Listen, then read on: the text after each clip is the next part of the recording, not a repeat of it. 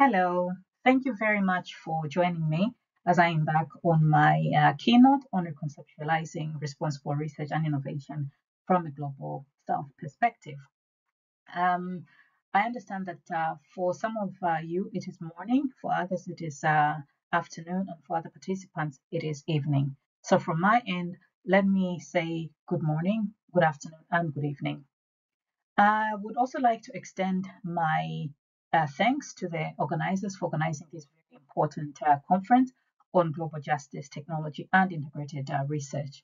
In particular, I would like to thank Jacqueline Bellon for having invited me to come and make this keynote to you. My name is Kutoma Wakunuma, and I'm associate professor at Montfort University, where I also act as the interim co-director for the center. My research interests are in understanding the ethics of current and emerging technologies. In particular, I'm very much interested in looking at social and ethical aspects of technologies and what this means for development, for inclusion, and indeed for equality. With this interest also comes with the need to understand the dynamics and differences uh, between the global north and the global south when it comes to how the discourse of current and emerging technologies look like. Technologies like artificial intelligence, for instance, which are very much in the headlines these days. So, what does the research agenda or the innovation agenda of artificial intelligence look like? Who is involved? Is it inclusive? If not, why is it not inclusive? And then also equally, I'm very much interested in looking at the research and innovation aspect as well in terms of understanding its representation and who is represented when we're looking at international discourse. This particular interest led myself and my colleagues to start looking at the need to reconceptualize responsible research and innovation. So my colleagues who included Fabio Di Castro, Tilimbe Gia, Enid Inigo, Vincent Bryce, and Vincent Block, we all came together to start thinking about how we might be able to contribute to this arena of reconceptualizing RRI. And we came up with this particular paper, which is based on the presentation that I'm going to make to you, and the title of which is Reconceptualizing Responsible Research and Innovation from a Global Perspective. So before I delve deeper into the conversation around this topic, I will look at, allow me to look at the agenda. So the agenda consists of understanding the concept of responsible research and innovation, particularly from a global north perspective. I'll also be looking at opportunities and challenges that are presented by RRI, and then ask why we need to reconceptualize RRI, particularly from a global south perspective. With this, I'll present some case studies, which I hope will strengthen the argument for the need to reconceptualize RRI. I'll then look at what reconceptualization means for global justice, technology, and integrated research, and then give some recommendations and then conclude. So, understanding RRI. So, RRI is sometimes known as simply responsible innovation. It was formally proposed for the European Science and Innovation arena by the European Commission. It is an approach that looks at inclusion in research and innovation. Who is included? Why are they included? Who is missing? And how can they be included? It is about taking responsibility in research and innovation. So basically, looking at the ethics of research and innovation, how this might impact society, whether it might impact society in a negative way or positive way, and if it's a positive way, if it's a negative way, how we might be able to find mitigating circumstances or situations in order to make sure that research and innovation is supposed to do what it is intended to do. Then the intent really is also on anticipating what research and innovation can do for society. It is also about reflecting, particularly when the process of research and innovation has started. So one can step back, or researchers can step back and try to reflect on what is happening during those processes of research and whether the intent is actually being achieved. If not, how best can we then remedy the situation? It is also about inclusion and engagement. Who is included in the research and innovation process, and how are they engaging, or are they engaging, and if not, why not? And then after that, after having looked at these elements, then we can then act to then make sure that all the processes are actually in place and that they can have positive outcomes for society. And this is very much a framework that is used in Europe, and that the UK research innovation framework has actually adopted.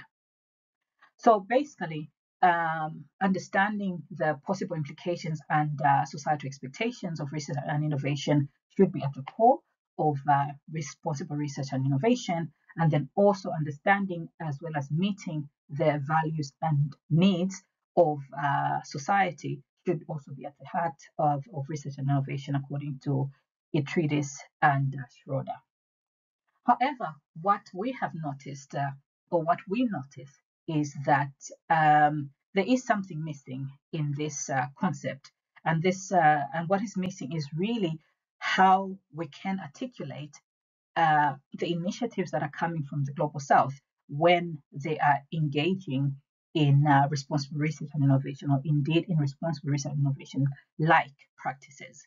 These elements are missing in the discourse of responsible research and innovation, and hence why we felt the need to look at how we can actually reconceptualize this particular concept so that it can be truly inclusive of both the global south and the global north. And so as we look at this understood framework of responsible research and innovation, we note, of course, that there are challenges, as I've alluded to, and these challenges are brought about because the formulation of the concepts are usually formulated as if they're representative of a global understanding. Yet there is inadequate representation of what these concepts might actually mean in a truly global sense. This is similar to when we are looking at technologies, in particular artificial intelligence, which I have already talked about early on. And the reason why I keep referring to artificial intelligence is because it is very much in the headline these days. It has permeated society, and there's so many activities that are going on around it. So, for example, just at the tail end of last year, we had an AI summit, in the UK that brought about international dignitaries, and leading, of course, this sort of summit, and this is something that has been happening a lot, is that the leaders of these particular activities or indeed initiatives have been from the global north. We note that there are there are a lot of activities going on in the area of AI governance, with the EU almost finalizing its EU Act, and so many other high-profile activities coming from the likes of America, China. But for the most part, the global south has actually been missing in all this. And this, of course, has implications. It has an impact on global justice and integrated research. This is simply because there can be no integrated research if some voices are missing from a perceived global discourse. And as a result, this has implications for understanding what global justice should truly look like, particularly when we add an RRI lens to it. So, how can we then consider a much more inclusive perspective in RRI? We need to consider this by looking at a much more global South perspective. And I find particularly this illustration by Lee, I think it's Leo, very, very interesting because it's about a jigsaw puzzle. It's about completing a jigsaw puzzle that really shows the importance of having an all-inclusive concept in different activities or actions that we take as a society or as a global entity. I find this particularly interesting because it resonates with the argument being presented here, which is about obviously reconceptualizing and inclusion, the aspect of inclusion. So this illustration actually goes beyond just an illustration because alongside this was a piece by Wen Sheng, which was titled Global South Destined for Greater Unity, Solidarity, Shared Prosperity. And Shen's articles published very recently, I think on January 23rd of this year. And it quotes China's foreign minister, Wang Yi, who states that the voice and representation of the global South countries need to be expanded to safeguard their common interests. He goes on to quote the minister as saying that the political independence as the defining feature, that he indicates that the political independence as the defining feature for the global South countries, justice and fairness as their common position and economic moderation as their common goal is very much important when we're looking at it from a global perspective, particularly when we're looking at development. And as I said, I think this resonates with RRI in that countries and regions clearly present different contexts, different situations when it comes to responsible innovation. RRI in the global north, for instance, is typically based on Western scientific knowledge and focuses on products and technology developments that are purported to address broader societal challenges. In the global south, on the other hand, RRI is often characterized by knowledge co-production in which indigenous knowledge plays an important role. And so relevant innovations in this region also include new social practices, which actually are very much inclusive of what is happening in local communities.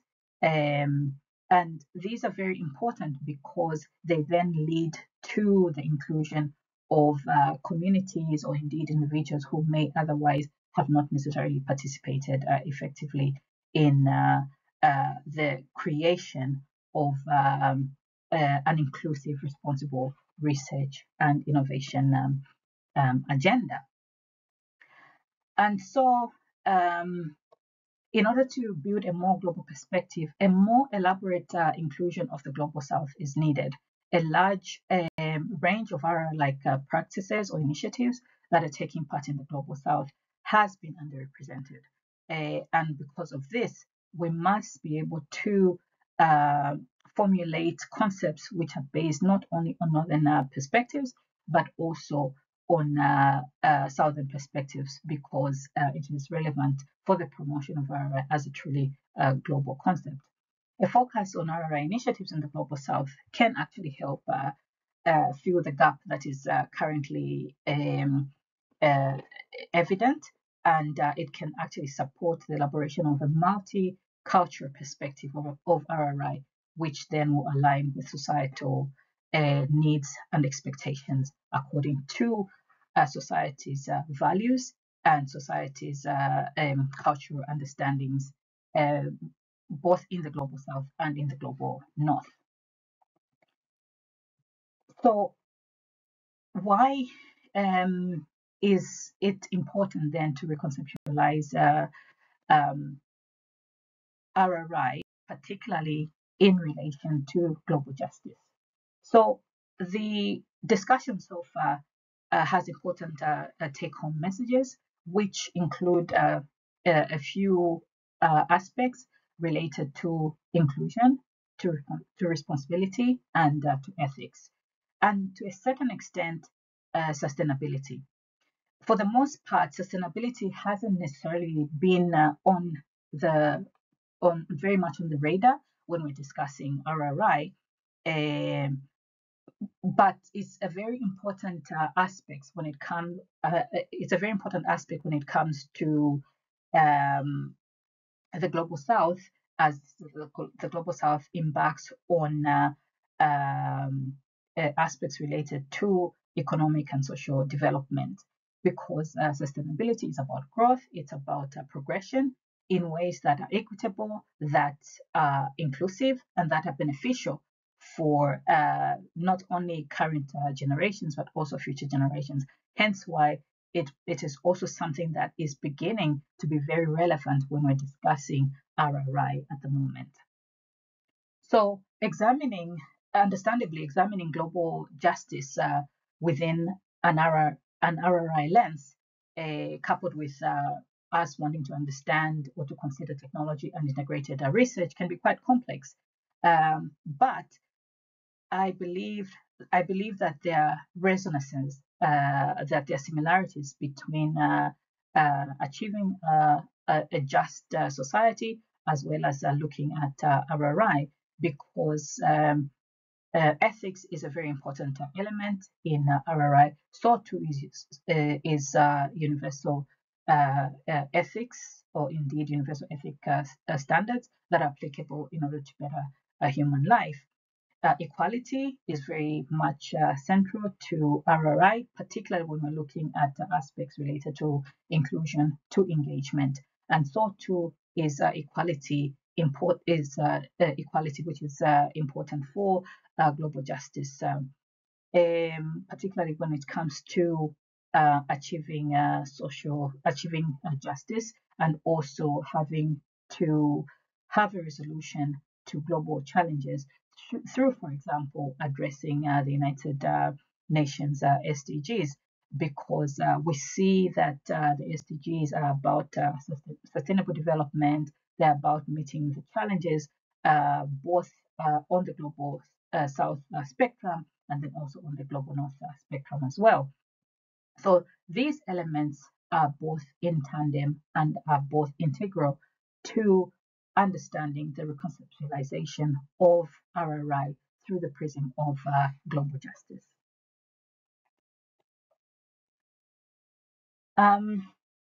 In addition, when we are looking at the importance of reconceptualization in relation to global justice, if we're to look at ethical frameworks, for instance, RRI frameworks traditionally draw from Western ethical principles and norms. They consider the ethics of policies and governance arrangements, or, for example, artificial intelligence. But then, of course, as mentioned before, more developed countries are leading in this discourse and in this narrative. But when we look at reconceptualization of RRI for global justice recognizes the importance of incorporating diverse ethical perspectives from different cultural, social, and geographical contexts, thereby ensuring that ethical considerations are not limited to specific world views. And equally, when we are looking at ethical responsibilities, RRI traditionally focuses on the ethical responsibilities of researchers and innovators within their local or national context. However, when we're looking at global justice, it emphasizes that these responsibilities should be able to extend beyond the different national borders. So, reconceptualization for global justice in this case means acknowledging a broader set of ethical responsibilities that consider the interconnectedness of global societies or global systems and the potential harm that research and innovation can actually cause in other parts of the world. Um, so really, when we're looking at reconceptualization of RRI from a global justice perspective, this encourages proactive efforts to identify and mitigate potential harm, which, as indicated, can result from research and innovation. It includes consideration of how innovation might negatively impact vulnerable populations, and in particular, in parts of the world that uh, are not necessarily very well versed when it comes to, for example, ethics consideration in research and innovation. Um, Equality, equity, and inclusion is also an important element. So, for example, RRI in its traditional form might focus on ethical and social considerations within research and innovation processes. Um, However, these considerations can actually be biased towards the interests of powerful stakeholders and high income countries. So, by reconceptualizing RRI with a global justice perspective, greater emphasis on ensuring equity and inclusion can actually be something that can be looked at in a much more nuanced way. Because it takes into account the needs and perspectives of marginalized communities and countries. It also helps in addressing the existing power differentials, which can then help in the promotion of a much more distribution of benefits across the globe. Um, in addition to this, we can then also look at how if we are to reconceptualize RRI in relation to global justice, we can then also subsequently address global challenges. With a global justice lens, reconceptualization can encourage researchers and innovators to consider, for example, impacts of their work on a global scale. And this, for example, can be by addressing the global challenges of, for example, SDGs as built out by the United Nations. So, in this respect, it is not only about addressing these challenges um, from the point of view of the global north, for example, or from the point of view of the global south, but it is about addressing it as a cohesive and coherent um, a global challenge that then benefits everyone. Um, and also, in addition to that, there is the potential for a much more robust international collaboration that can effectively address the global challenges. So we can see this from, for example, how there can be a fantastic collaboration amongst the researchers from both the global south and the global north, because we all need to share knowledge. We all need to understand how this knowledge might actually impact on society as a whole. If we're only going to ever collaborate amongst, say, for example, just a scientist from the global north or indeed scientists from the global south, there then becomes a gap that can be very difficult to fill. And this gap might become even bigger, and it does not benefit society as a whole, because we need to learn and understand, because we are one we are one society, and everything that affects a different society can eventually permeate and affect another society. So that in itself can help with fostering a much more inclusive and equitable approach to solving complex global problems.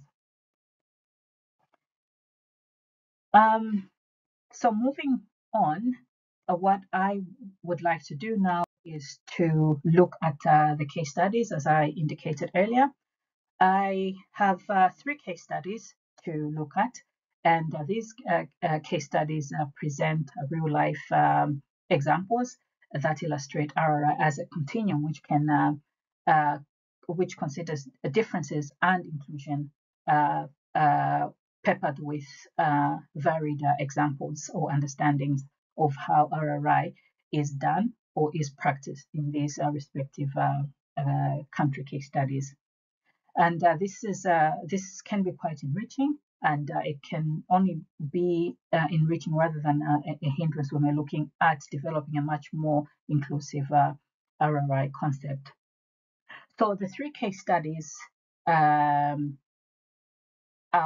the Netherlands, that represent a much more northern perspective.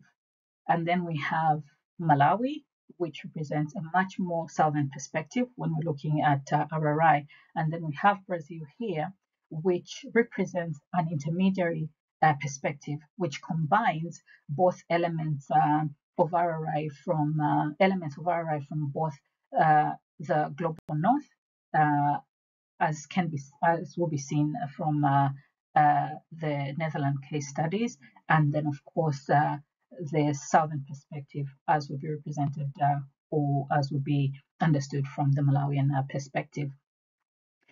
So the 3 case studies are intended to highlight relevant characteristics of RRI and RRI practices according to cultural and social political context.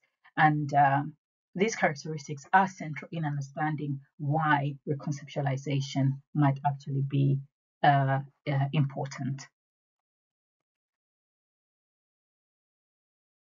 So looking at the Netherlands, so the Netherlands is a founding member of the European Union.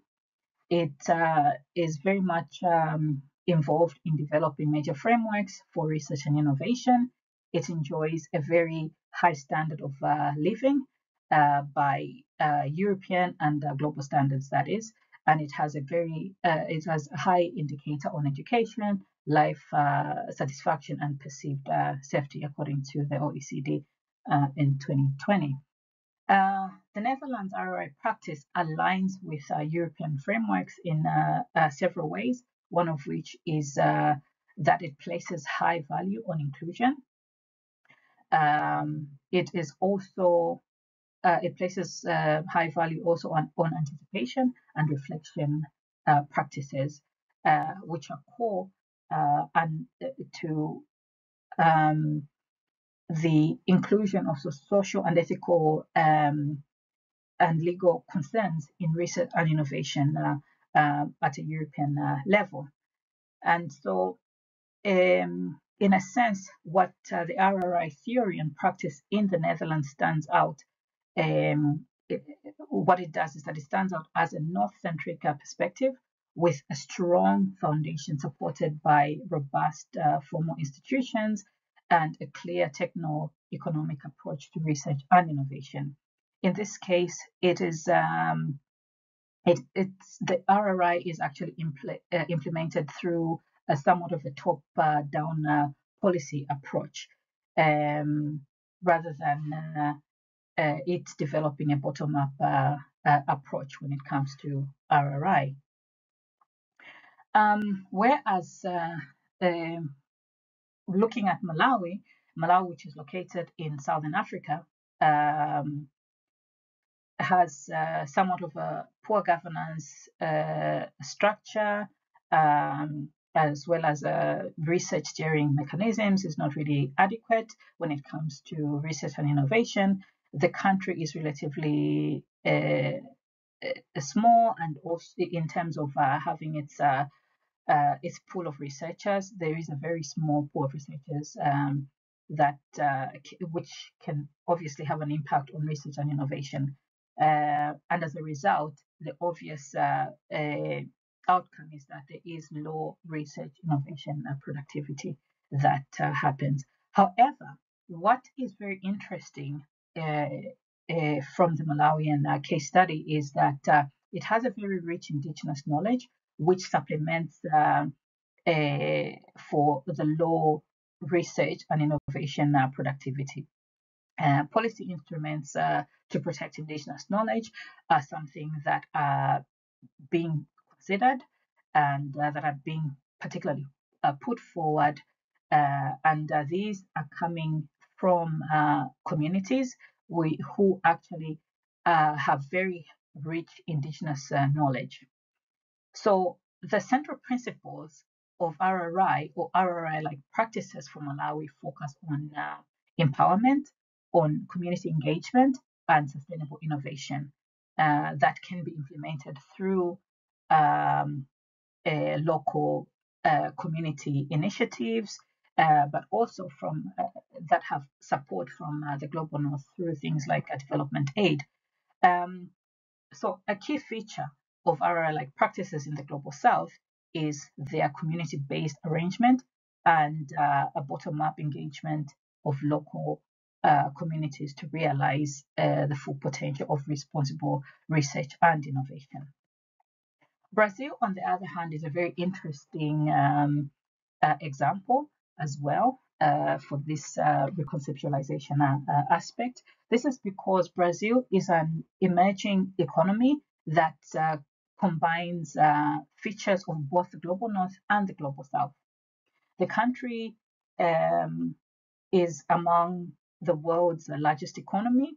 Our practices in Brazil illustrate the coexistence of high-tech, export-oriented, large-scale private-based innovations, and this is really in line with the North-centric perspectives that we have seen, say, from the Netherlands, for example. But that combination, so this is very interesting because it also it encompasses low technology, livelihood oriented, small scale, collective based innovations in line with Global South perspectives, as can be seen from the Malawian example. Now, this hybrid arrangement raises questions regarding the contrast between RRI as a top down procedure and as a bottom up practice in the Global North and the Global South. So what is evident is that Brazil has obviously both perspectives which coexist, but are treated very differently in terms of policy level. The procedural perspective to RRI, which is conceptualized by the Global North position on RRI, emphasizes guidelines for industrial large-scale technology innovations, while there is also this bottom-up approach, which is more akin to the Malawian example that encourages the take-up of RRI-like practices that are emerging on the ground and that are undertaken by marginalized actors to address local and regional challenges. So what this shows is that there are two types of RRI practices that are emerging from what we have seen. So this is really just a contextual indicative table to show where Brazil is in terms of its stage on, for example, research and development, on governance, on education, etc., etc. So we see here that the Netherlands is a leader in almost all of these categories that I have mentioned. Then Brazil comes in second, and Malawi is at the bottom. So basically, what as I indicated before, what is evident is that there are two-tier RRI approaches that are emerging or that have emerged from the analysis that we have done with that I have done with my colleagues. One is that there is this capital-oriented RRI, and the other is that there is this livelihood oriented RRI. So the capital-oriented one is really relatable to the global north, which is driven by policy makers, which is also generally driven by funding of RRI processes. And this sort of drive, although it's very interesting and important because of the input from policymakers, it can somehow be excluding, particularly for the elements that may not necessarily, or stakeholders that may not necessarily be competitive when it comes to acquiring funding for RRI like practices. So, for example, civil society organizations, also known as NGOs in other parts, may be at a disadvantage, therefore get excluded from funding opportunities, for instance, or they end up having very small roles to play when it comes to these particular activities. The livelihood-oriented one, which is one that is related or relatable to the Global South, is that it is one that is context-based. It is very informal in that it involves mostly grassroots. It addresses mainly local challenges that are shaped by the experiences of those locals or the localities. And so the informal nature of this type of RRI or RRI-like practices means that there are more opportunities for community organizations and small and medium enterprises without having to contend or consider issues around policymakers or policy decisions. So that in itself kind of works particularly for those marginalized communities or communities that will not otherwise have a much more important say when it comes to policy making decisions. And this is how it looks like. So we have the capital-driven RRI, which is more akin to the global north. And then we have one that is community-based, and this is more relatable to the global south. So basically, I can see that I'm running out of time, so I'll just quickly whiz through this. So that we want to reconceptualize because we need to be responsive to unique challenges that are presented on a global scale. So, for instance, when we are responsive to these unique challenges, what this means for global justice is that the challenges that are faced also encompass an understanding of what justice and inclusion might actually look like for different stakeholders and communities. And also, when we reconceptualize, we address diversity and inclusion in RRI frameworks. It is also about decolonizing the research process because for the longest time, the Global South has mainly been influenced by colonial legacies, thereby leaving out the indigenous knowledge that the Global South has on an international discourse. And so, by reconceptualizing, we avoid neocolonialism, and this is very good in terms of avoiding exploitative research processes. So, for example, things like ethics dumping, which involves research activities that are considered unethical in high income levels, but are shifted to lower income levels. So when we're looking at it from the prism of global justice, we can see that things like ethics dumping can actually be avoided as well.